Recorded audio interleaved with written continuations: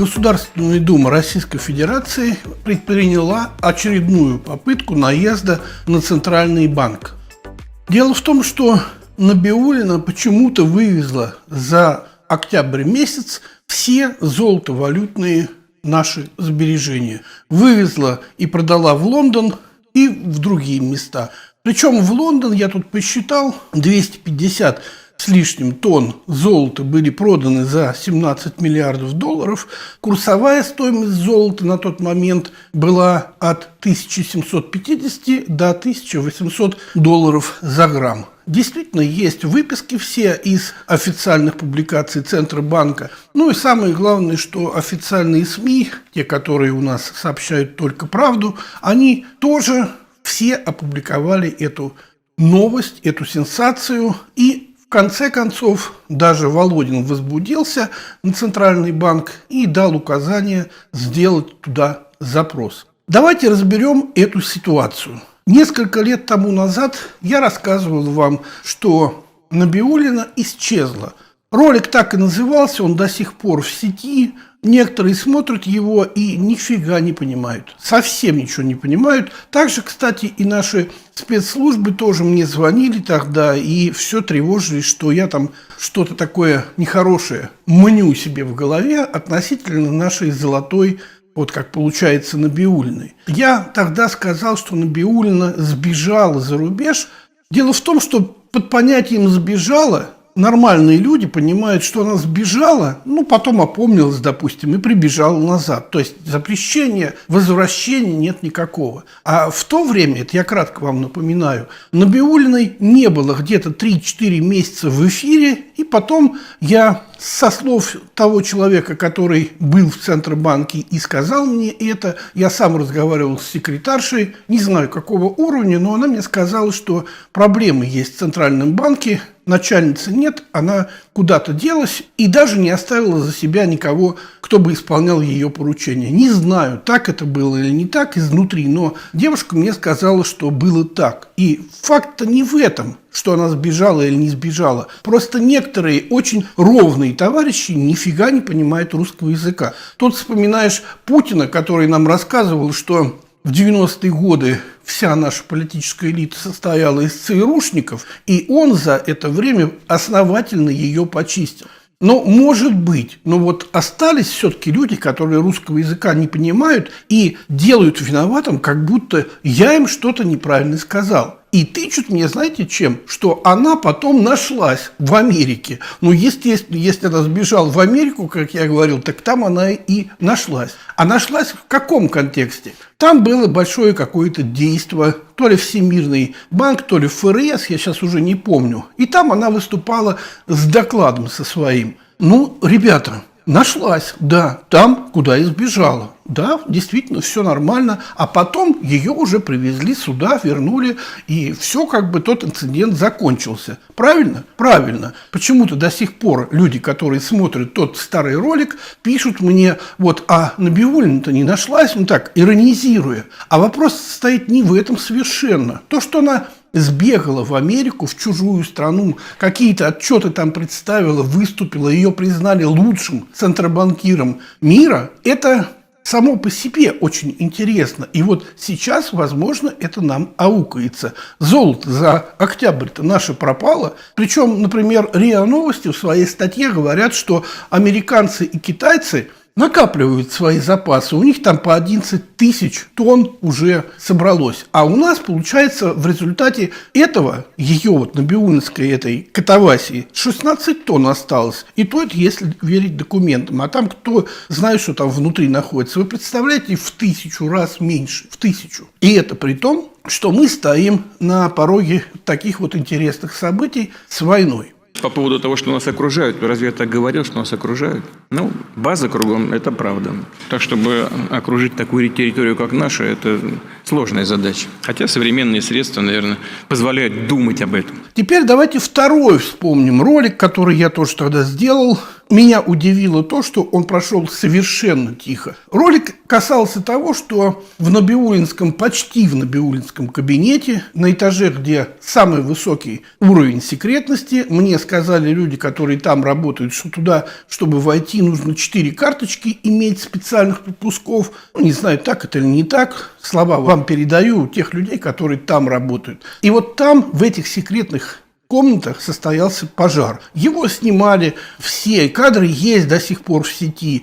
Пожар, чтобы там сделать, это нужно специально поджигать, потому что это было документы хранилища Центрального банка. И чтобы там что-то поджечь, это нужно долго разжигать какой-то газовой горелкой и отменить действие всех систем, которые противодействуют возгоранию пожара. Не знаю, к чему пришло следствие, было оно или не было. Это просто второй факт, вы подумайте. Теперь третий факт из всего этого такого большого исторического расследования. Он заключается в следующем. Все вы прекрасно помните, кто интересовался этим вопросом о Центробанке, что где-то лет 8, вот так 10 тому назад Набиуллину вызвали в Государственную Думу и попытались ее там допросить, мол, чего ты такая глупенькая бабушка. Ну, она тогда еще бабушкой не была. А она им сказала: а вот, знаете, идите вы туда до ветру. И депутаты все построились и пошли туда до ветру. Она им объяснила, что Центральный банк у нас никак с Российской Федерацией не сопряжен, он никому не подчиняется, и если она захотела вас послать, то она вас послала. Поэтому все депутаты и члены правительства, обидевшись, конечно, и переживая по этому поводу, пошли до ветру. Это было вот где-то лет 8, может быть, 10 тому назад. Я, естественно, сам проверил на сайте Центрального банка их закон о Центральном банке. Там действительно все написано, что она сказала, она не подчиняется ни правительству, ни Российской Федерации, и, мол, типа, катите отсюда. Дальше произошла интересная штука. Какое-то тихое затишье состоялось, и через некоторое время, достаточно большое, может быть, там год, может быть, 2, Набиуллина опять всплыла. Она, значит, появилась на заседаниях правительства и стала так сидеть достаточно активно и достаточно на первом месте. То есть мозолить глаза, попросту говоря.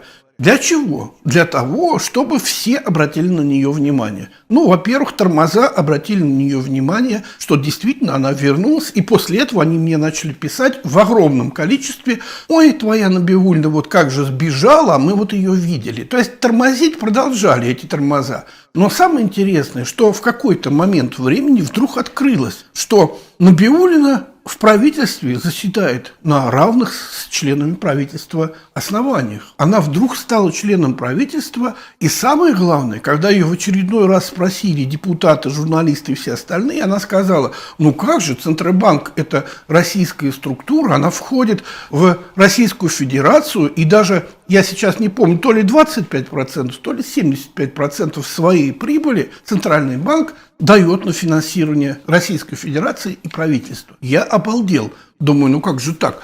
Не было никаких слушаний. Я в то время был помощником депутата. Я все это как бы, ну не то что знал, но это как бы через меня пролетало. Я должен был слышать такие большие подвижки. Я проверил на сайте Центрального банка, это было где-то год или 2 тому назад, проверил этот момент. И действительно, на сайте Центрального банка все изменилось. Там уже сказано, что Центральный банк в том же законе, что он является структурой Российской Федерации, и он финансирует Российскую Федерацию по всем, как говорится, параметрам.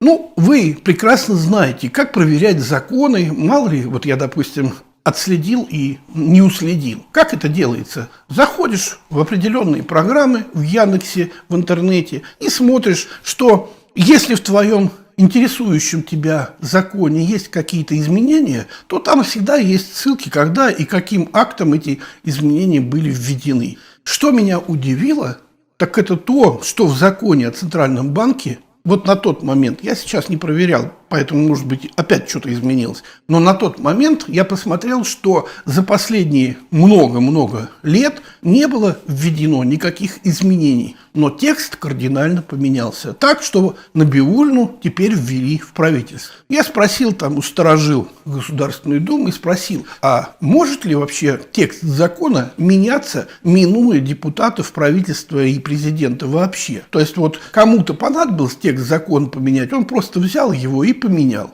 Мне сказали, что да, таких моментов бывает и бывает достаточно много. Я не знаю, я вот обращаюсь к вам, дорогие мои зрители, и прошу, если кто ходит в какую-нибудь такую, знаете, сельскую или районную библиотеку, в которой могли бы сохраниться варианты старого закона о Центральном банке, давностью, например, 10 лет, плюс-минус 2 года, вот так. Если у вас будет такое желание, будет такая возможность, сходите, посмотрите. Если вы там, в этом тексте найдете, что Центральный банк не подотчетен правительству и не является российской структурой, то прошу вас каким-то образом мне это дело переслать. Я тогда сделаю отдельный ролик и буду вам премного благодарен. Теперь дальше идем. Так вот, Набиуллина теперь у нас является членом правительства. И мы возвращаемся вот к этой сложной ситуации вообще с Центробанком. Никто не понимает, что он делает. Никто не верит этому Центробанку. Набиуллина у всех набила уже всем оскомину, и не сама как человек, это все ерунда, потому что она, как говорится, человек кресла, а вот то, что она делает. И сейчас вот опять пошла на народ войной, подняла опять учетную ставку. Да, мы понимаем, что там какие-то единицы процентов, но дело в том, что все на эти единицы процентов опять спотыкаются. И у нас сейчас полностью вырезана вся определенными действиями экономика, и Набиуллина приходит, знаете, как такой вот некий такой штурманфюрер и начинает додушивать всех тех, кто еще пытается трепыхаться. Вот своими этими ставками додушивать. Нам нужно, конечно же, вернуться к целевым показателям, к 4%. Конечно, можно здесь поругивать Центральный банк. Я знаю, что я же каждый день в контакте с коллегами, скажем, из реального сектора экономики. Я знаю, как они ругаются на Центральный банк. И знаю их аргументы. Но почти каждый день, поверьте. То просто по телевизору не показываем. На 3 метра люди садятся от меня, мы беседуем. Но каждый день мы об этом говорим. Я знаю неудовлетворенность реального сектора от повышения ставок. Но если этого не делать, то у нас может быть как в Турции. Вот в этом же проблема. Но Центральный банк проводит независимую политику. Вам может показаться это странным. Я не вмешиваюсь в работу Центрального банка, но оцениваю ее положительно. Так вот, возвращаемся к этому золоту. Я не понимаю, что такого нашел в Набиуллиной Путин, как президент. Я вообще не понимаю, почему он ее защищает, но, видимо, есть какая-то фишка в ней. Или в отношениях между ними. Может быть, он ей что-то доверяет, такое, знаете, что она его точно не сдаст. Может быть, там еще какая-то ситуация. Мне, например, говорили, что тогда, когда она пропала, после этого, там проверки у них проводили органы ФРС. То есть, это серьезные товарищи, которые не запинаются на наше ФСБ. ФСБ у них, кстати, в Центробанке имеет свой отдел, чтобы вы знали. Насколько я в курсе, может быть, уже опять упростили, потому что все у нас сегодня меняется быстро, и, возможно, все это уже тоже изменилось. Так вот, Центральный банк Российской Федерации тогда, при том законе, он входил в систему ФРС и в систему центральных банков, которая вообще вся система центральных банков, она изначально принадлежала, вот такая коммерческая, принадлежала Федеральной резервной системе. Не Федеральной резервной системе США, а просто ФРС, потому что ФРС – это надгосударственная настройка.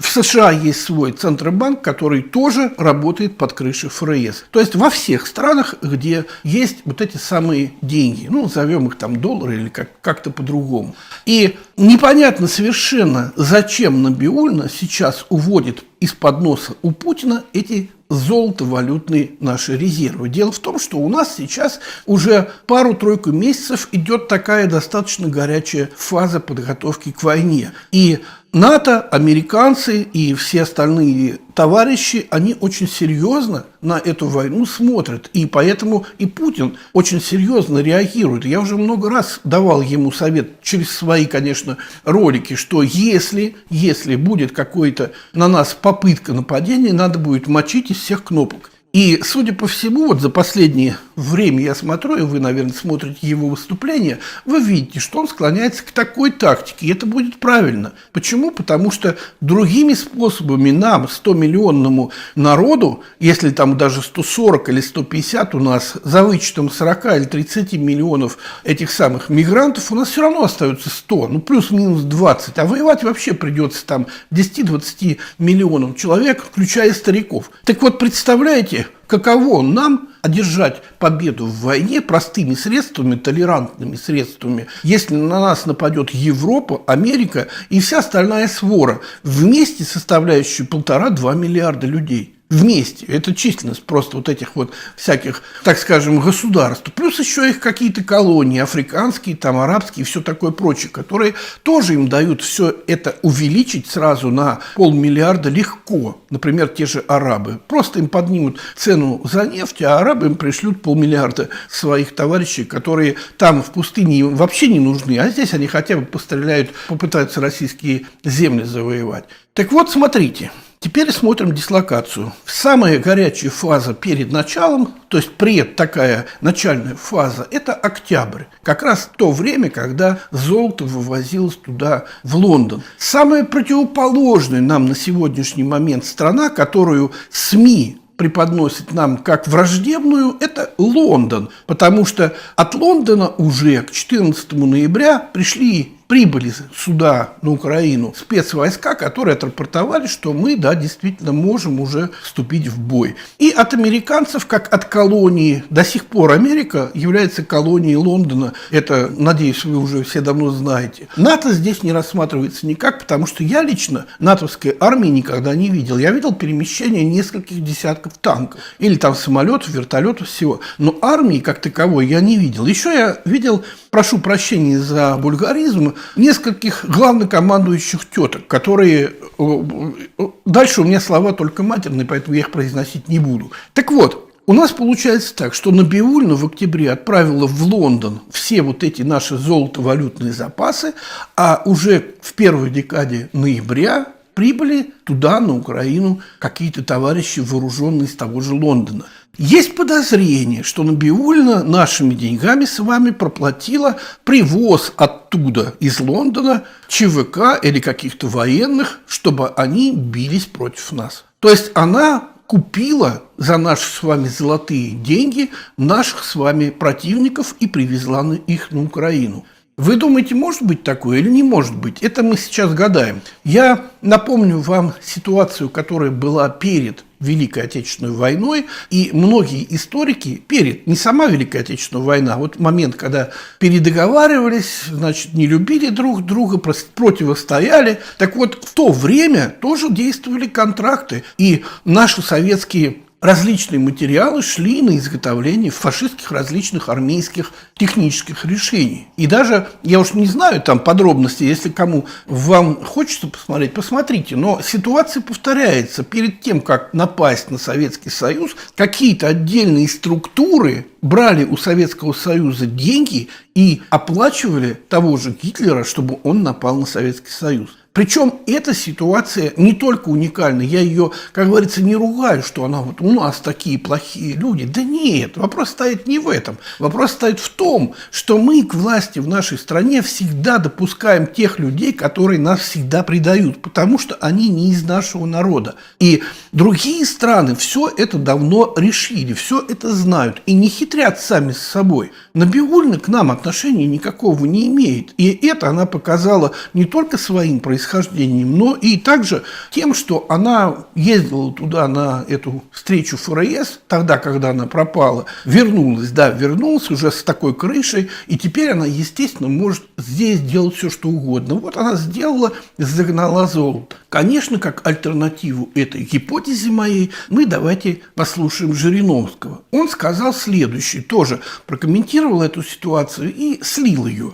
А Жириновский у нас товарищ, у которого чуйка достаточно серьезно работает, поэтому надо немножко прислушаться к нему. Может быть, он прокололся в своих выводах, а может, попал в точку. Но он сказал следующее. Ну вот подумаешь, они там чего-то купили. Покупали тихо, продавали тихо. Надо, значит, было что-то купить на вырученные средства для российского производства, для российского народа. Вот для российского народа я, например, не верю вообще, а вот для производства может быть. И в принципе это может быть действительно так. Почему? А потому что Лондон сейчас является поставщиком многих военных комплектующих. Я просто догадываюсь, точно не знаю, но догадываюсь. Почему? Потому что там вся электроника самая лучшая. Ни в каком Китае, ни в каком Тайване. Наши, конечно, не совсем идиоты, чтобы покупать у действительного потенциального врага, то есть Китая и его окружения, какие-то комплектующие, чтобы потом от них опять зависеть, и чтобы они со своей восточной хитростью потом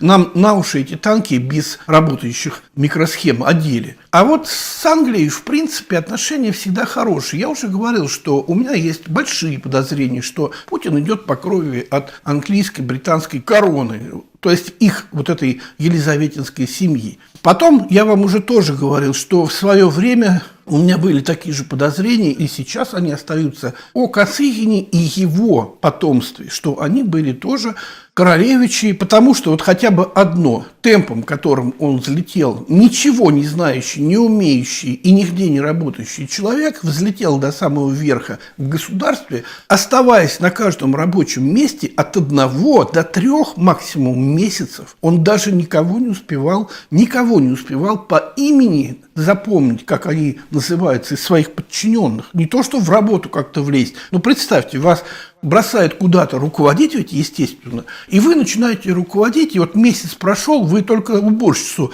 повидали и немножко почитали какие-то сводки за это время, за месяц, и вас уже бросают еще выше, давайте еще выше. Вот так его поднимали. Дальше не буду говорить, но самое интересное, что именно он, Косыгин, руководил со своих 20 лет, то есть был 20-летним парнем, с небольшими годами, 20 с небольшим, и он был генеральным директором золотодобытческой английской фирмы, которая вывозила в Англию все золото, которое она добывала на нашей территории, начиная от Урала и до самого Дальнего Востока. Не только золото, но все остальные материалы, включая даже все драгоценные камни. И НКВД свалило эту фирму только во времена добычи урана и подготовки к ядерному вооружению. Вот. Всех работников замочила, а Косыгина вывезла туда, в Питер, где он стал учиться какому-то ткацкому делу, условно говоря.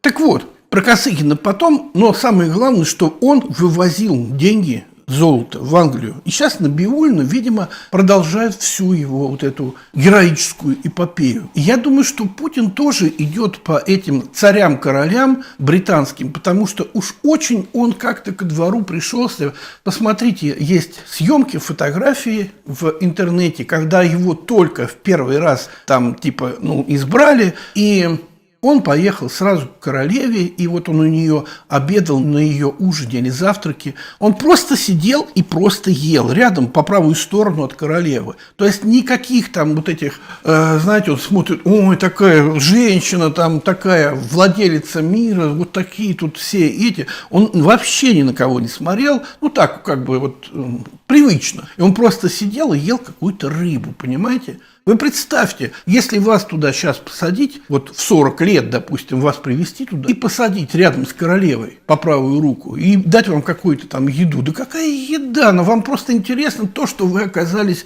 вот впервые среди людей, которые являются легендами мира. А потом уже еда. Ну что, вы рыбу, что ли, никогда не ели? Ну, поедите ее потом в отдельном режиме. А Путин наоборот. И с королевой на коляске катался, то есть на карете. Она его катала, там по-своему они что-то балакали.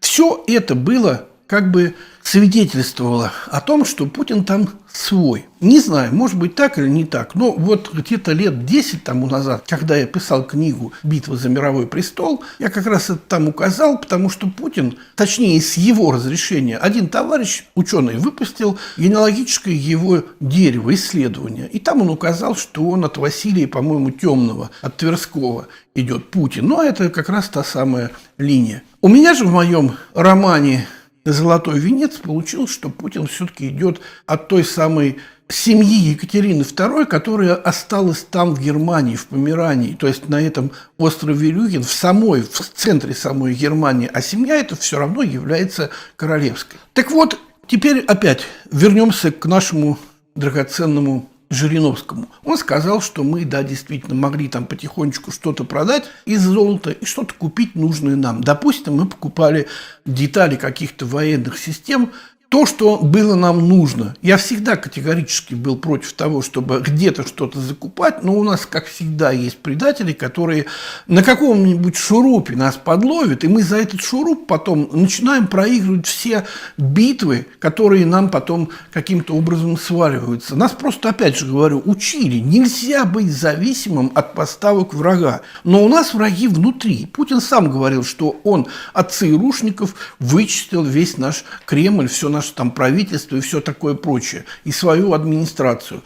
Но насколько вычистил? На 100% или, может быть, на 1%? Неизвестно. И, естественно, если они в то время заставляли наши военные производства где-то что-то закупать, то в Англии они заставили купить пару-тройку болтов каких-нибудь для какой-нибудь ерунды, для стапелей, для какого-нибудь, для крыльев, для каких-нибудь кулеров, пропеллеров. То есть такая ерунда, которая, она, как говорится, двойного назначения в каждом магазине есть. Но, поставив ее на наши уже военные машины, в какие-нибудь самые такие ненужные места, мы стали зависимыми от этой самой Англии. И пришло время, когда воевать.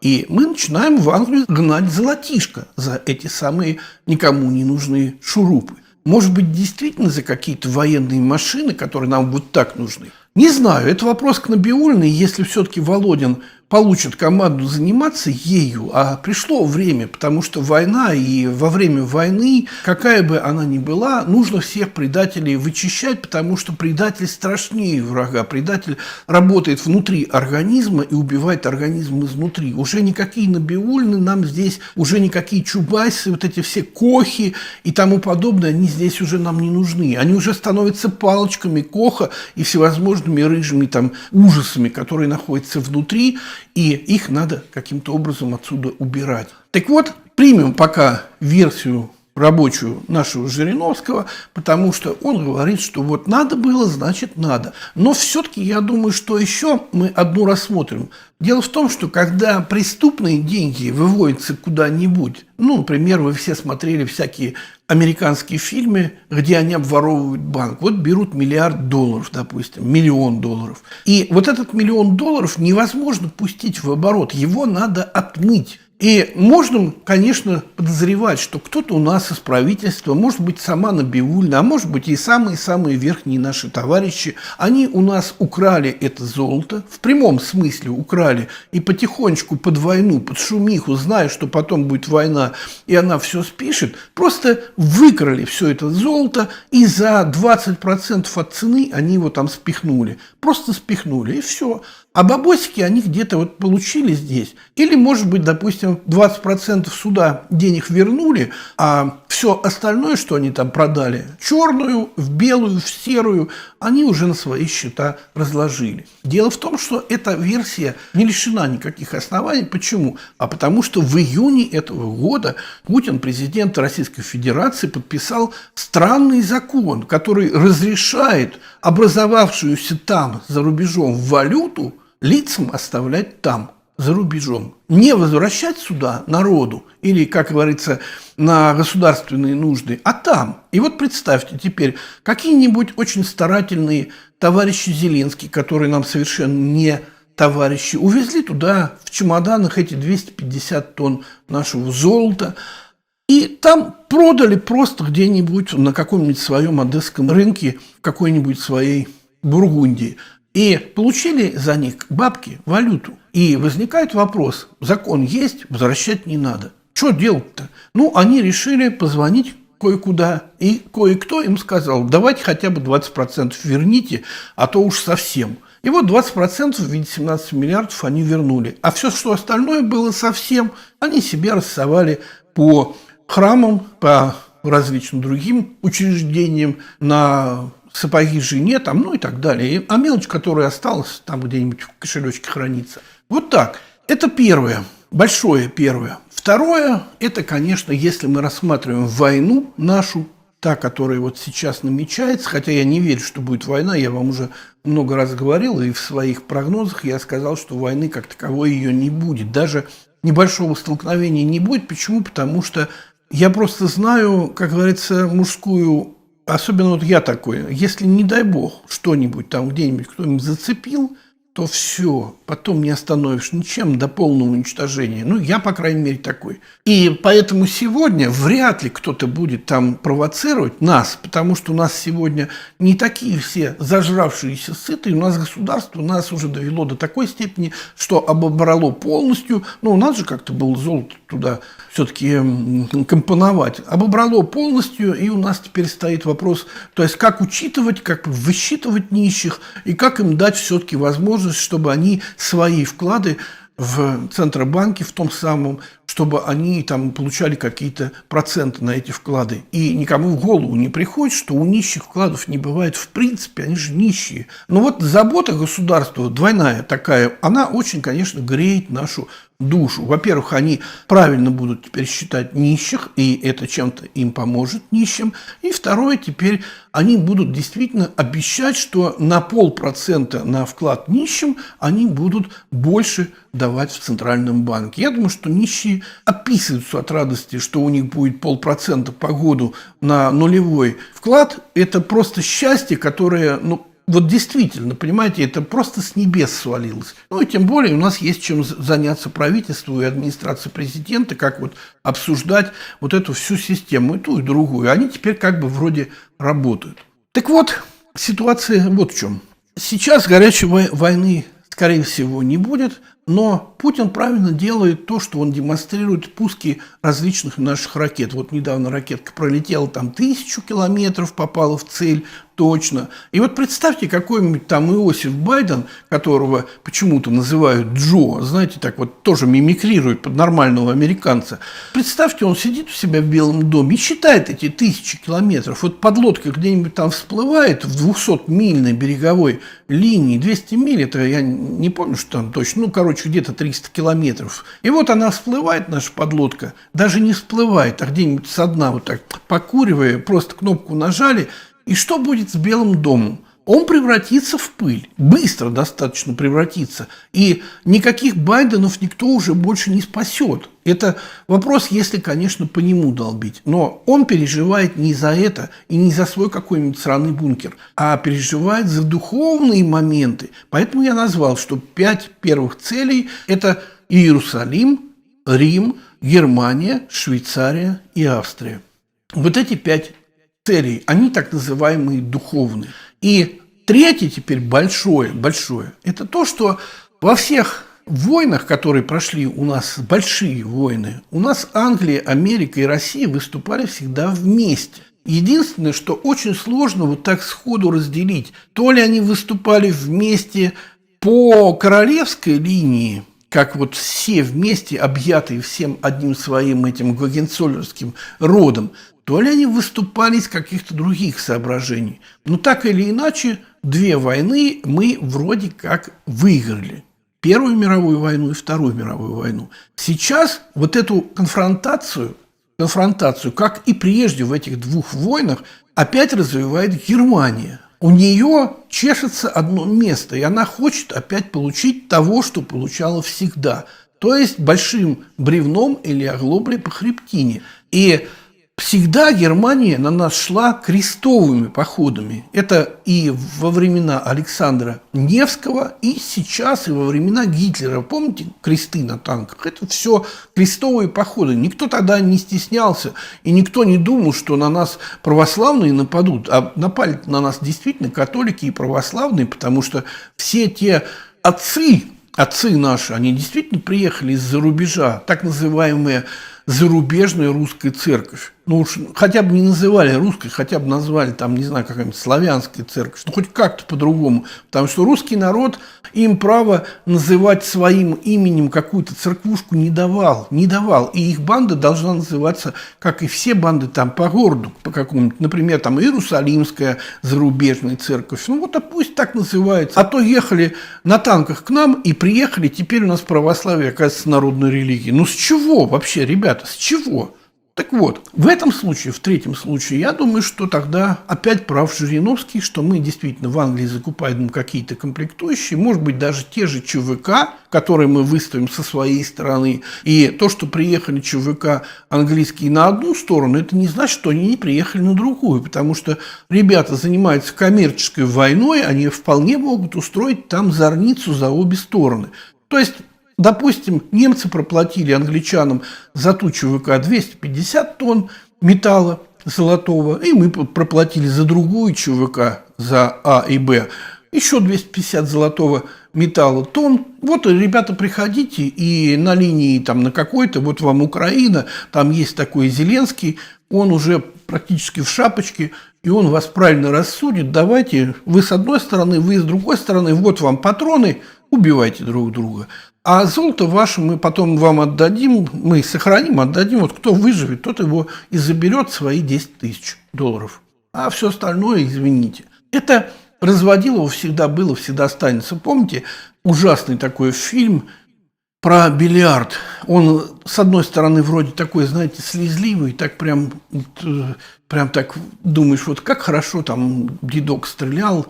Фильм назывался что-то типа «Мастера». Вот в этой войне такая же ситуация может быть с этими ЧВК. И еще раз в заключении говорю, что, конечно, первое, Набиуллину надо трясти. Я думаю, что методика вытрясания ковров в советское время очень пригодится для нее. Ее можно тоже подвесить как ковер и долбить вот этими, помните, тогда были пластиковые какие-то штучки такие плетеные. Вот можно ими, а можно обычными оглоблями, как я уже говорил, как в деревенское время, потому что оглобли выбивают все. Это вообще изумительный инструмент. Он тогда в деревенское время, он все лечил, все хвори женские, все запои мужские, все, что хочешь, лечил. Ну, я думаю, что и Набиуллина тоже будет нормально разговаривать и красиво петь. А с другой стороны, второе, это нужно, конечно, разобраться с ситуацией. Зачем вывезены и проданы эти золотые наши тонны? Кто дал команду вывозить? Кто получил лишние проценты? Кто все это организовал? Я не думаю, что сама Набиуллина. Кто-то побольше должен быть. Видимо, какой-то друг, товарищ или подруга. Может быть, какая-то. Вдруг у нас в стране есть еще какая-то подруга. Помните, есть такая должность у нас, мать Кремля? Достаточно основная функциональная единица в Кремле. Сейчас не знаю кто. А раньше была Джохан Пылаева, что-то вот типа этого. Я сейчас уже плохо это помню. Но главное, что она была на этой должности. Так что следим за развитием событий.